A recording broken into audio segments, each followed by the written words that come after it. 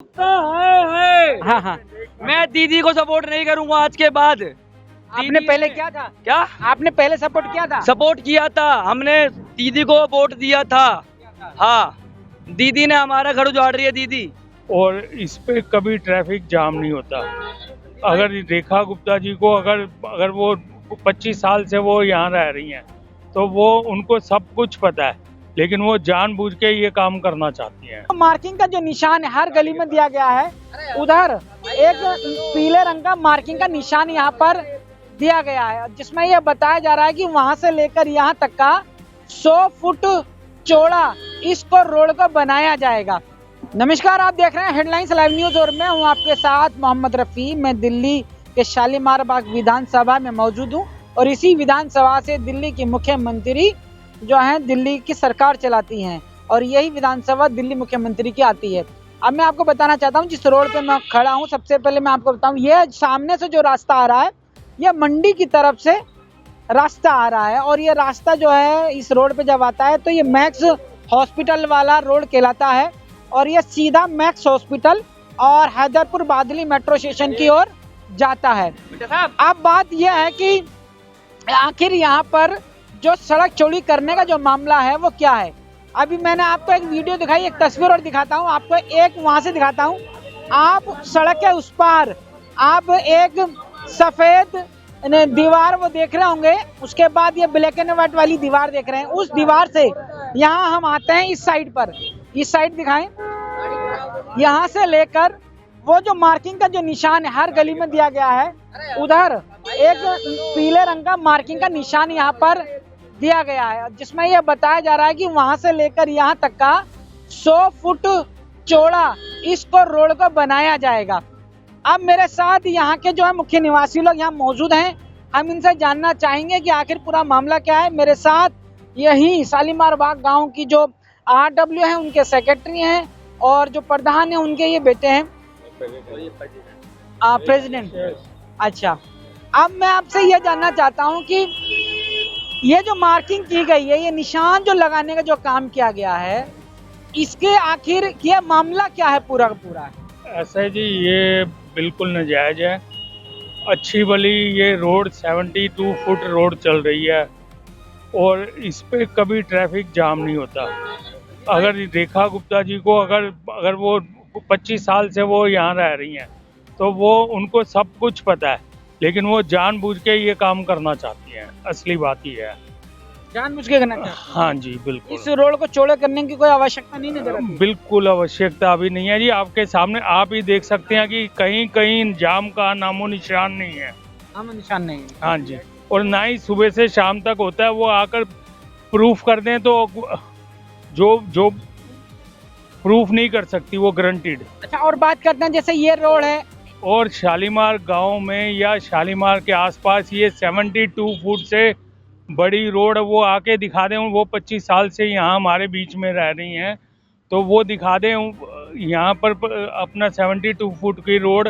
तो इससे बड़ी रोड तो पूरी शुरू से लेकर केला गोदाम से लेकर यहाँ तक वो कहीं बिल्कुल इससे छोटी रोड्स हैं, बड़ी रोड नहीं है। और जो अंदर की रोड है वो तो बिल्कुल ही छोटी है। वहाँ असली जाम तो वहाँ पर होता है। मतलब शालीमार बाग का सबसे चौड़ा रोड यही है और उसको और चौड़ा करने की बात कर रहे हैं। बिल्कुल जी, बिल्कुल बिल्कुल यही बात है। मतलब तभी दिल्ली शालीमार बाग का जाम यहीं से खत्म होगा? उनके हिसाब से शालीमार बाग का जाम ये आधा किलोमीटर रोड से खत्म होगा। बाकी पूरा शालीमार बाग खुला है और वो उनकी नज़र में है जब से वो चीफ मिनिस्टर बनी है।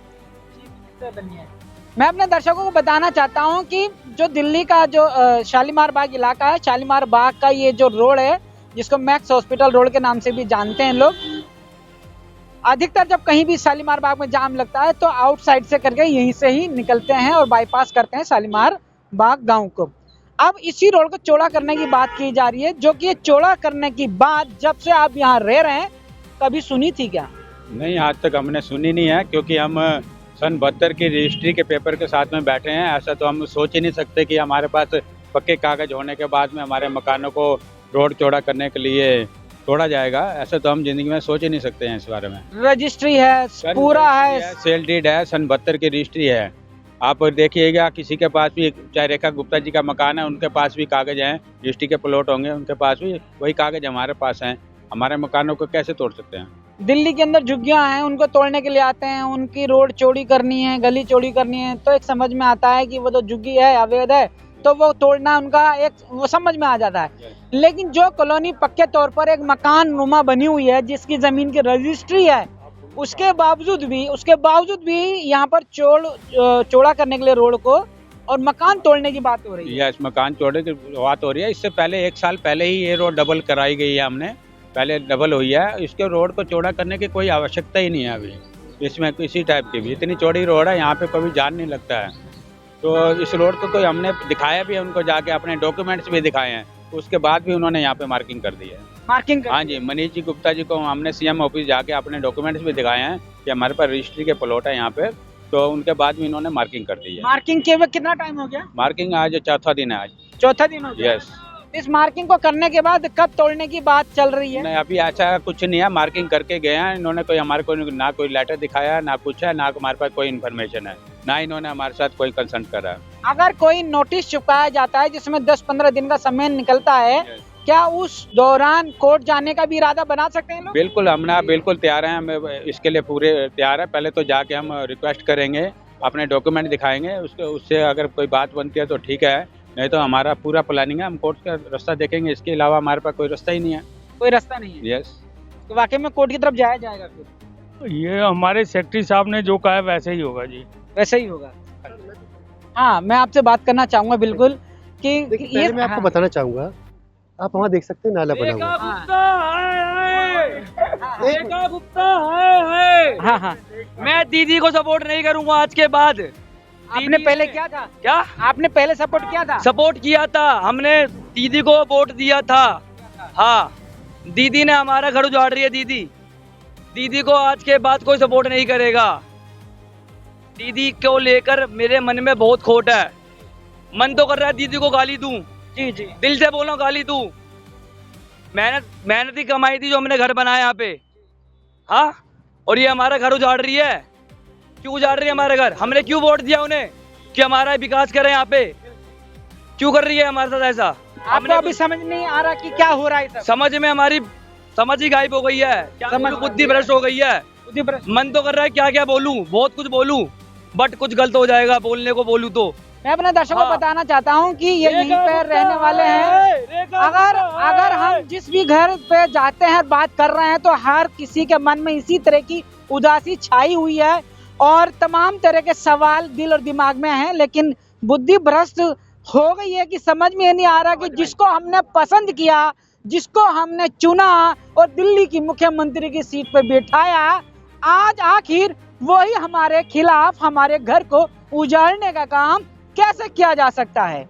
क्या कहना चाह रहे थे आप? सर, पहली चीज तो मैं आपको बताना चाहूंगा, देखिए आप वहाँ जाकर देखेंगे तो पहले ये सिंगल रोड हुआ करता था, वहाँ फुटपाथ बन गया, नाला कवर कर दिया, डबल रोड बन गया है।